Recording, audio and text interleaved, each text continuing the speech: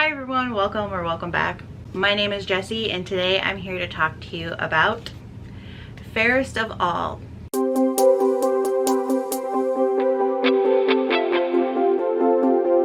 By Serena Valentino. You have to show the dual perspective of this book. If you don't know that, each one underneath the hardcover has their alter ego, and this is the old hag. So if you don't know what this book is about, obviously this book is about the evil queen, evil stepmother, whoever you want to call her. I think she's called the evil queen in most renditions of Snow White. This is the start of Serena Valentino's villain series. In this book we follow, she is never named in this book, and I do remember that is she. In this book we follow the queen. She is never given a name. She is Snow White's stepmother. She marries Snow White's father and then she turns into the evil queen.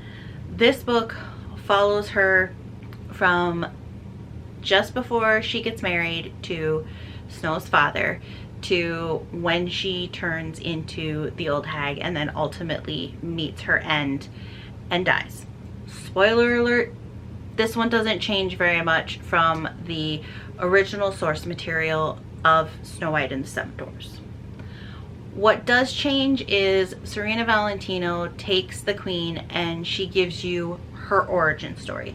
She gives you the story of how she became the evil queen, how she gets her mirror, and what happens after that. But what Serena Valentino does so well with this book is she humanizes the evil queen. She also gives us brand new characters that just love to create chaos. They are called the Odd Sisters. They are Lucinda, Martha, and Ruby. And in one of the books up here we do get their story, but in this one we just meet them. They are the king's cousins, and like I said, they love to create chaos. In the beginning, the queen loves Snow. She loves the king, but the king just automatically just ups and leaves her like right after they're married, and then he comes back and then he leaves right away again. So anybody would obviously be upset about this. The Odd Sisters are the ones behind giving her the mirror, and in the mirror is her father, the queen's father, who used to be a mirror maker, and he basically just gets under her skin and ultimately, I believe, kind of makes her go mad in the end. And then we get those quotes from the end of Snow White and Some Doors where the old hag ultimately dies. We also have, besides the Odd Sisters, we also have brand new characters in Verona, who is, I would say, the queen's lady-in-waiting and almost Snow's nanny. She takes care of Snow. She is also very much there for the queen. And at one point, the queen sends her away because the mirror tells her that Verona is the most fairest of all. And instead of fighting against the mirror or losing her mind and wanting to kill Verona, she sends her away, and Verona ultimately ends up getting a happily ever after. The other thing that I noticed, I've read this one a couple of times now, and this time I listened to it, and I've never listened to it before. I have tabbed, or I did. I don't know if I've ever really tabbed this one. Maybe I haven't. I know I've tabbed the other ones. The thing that sticks with me that I really kind of caught on to with this one was the queen ultimately dies when the king does. Snow loses her stepmother when the king dies. Spoiler alert again, the king dies. But we knew that because there is no king in Snow White and the Seven Dwarfs. like I said, this one definitely humanizes the evil queen.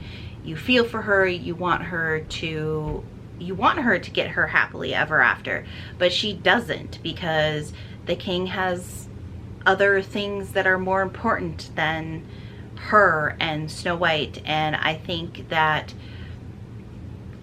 a little bit of him was just marrying her so he could give Snow a mother. And that's great. She loves Snow, but then ultimately she ends up resenting Snow because she does become the fairest of them all. Serena Valentino does take the original source material and changes it a little bit. She has the prince meet Snow White a little bit differently, but then she does put in the conversation or singing at the well.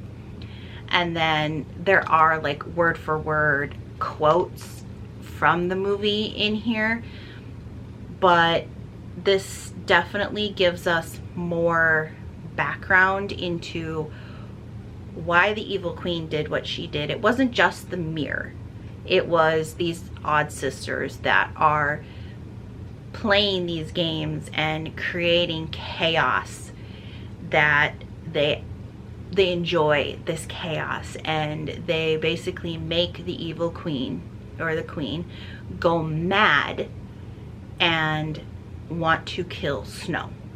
In the end, the queen kills herself to save Snow from herself, if that makes sense. So the evil queen kills herself so that Snow is safe.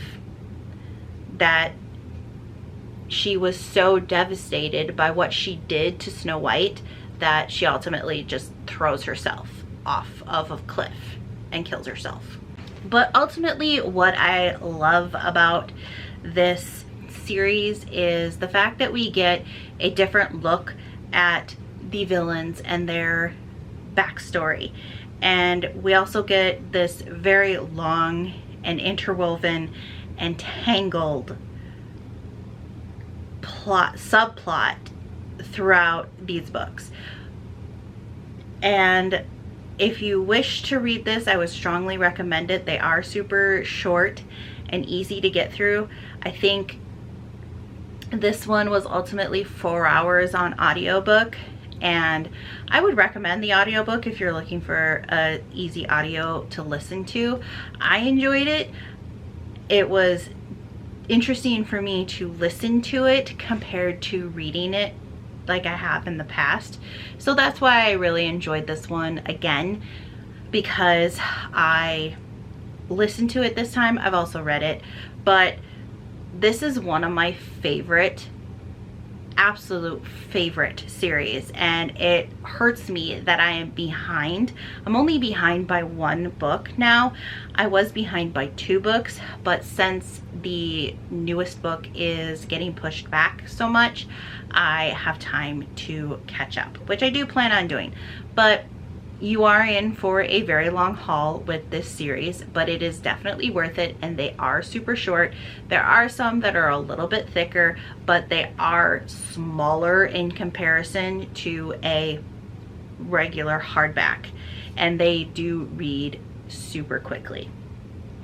But if you are looking for, if you're a Disney adult like myself and you are looking for something new and interesting, then I would highly recommend starting with Serena Valentino's Villain series. I do have a reading order, which I do plan on revising once the new book comes out. But I highly recommend this one, and if you have read this one, let me know your thoughts in the comments. And if you plan on picking this one up, also let me know, and leave me a apple or a poison apple emoji to let me know that you were here. And I will see you in the next one.